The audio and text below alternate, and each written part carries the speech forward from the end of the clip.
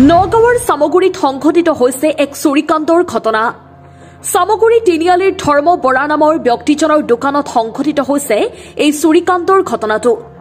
নিশা দোকান বন্ধ কৰি থকাৰ সময়তেই এখন চাৰিচকীয়া বাহনেৰে অহা দুজন যুৱকে দোকানৰ কেছৰ পৰা চুৰি কৰি লৈ যায় প্ৰায় ৬,০০০ টকা।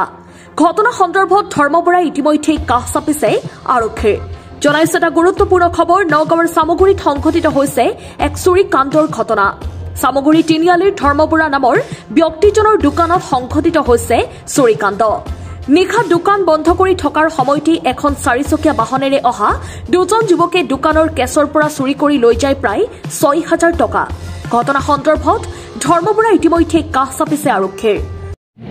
আপোনাৰ ঘৰ সামগুৰি কি হৈছিল ইয়াত? মই জাষ্ট মানে এখন দোকানৰ পৰা সেইখন দোকানত মাল সোমাবলৈ যাওঁতে এজন মানে গাড়ী তাত ৰখাই থৈছিল, কিবা চিলিম বিচাৰি আহিছিল।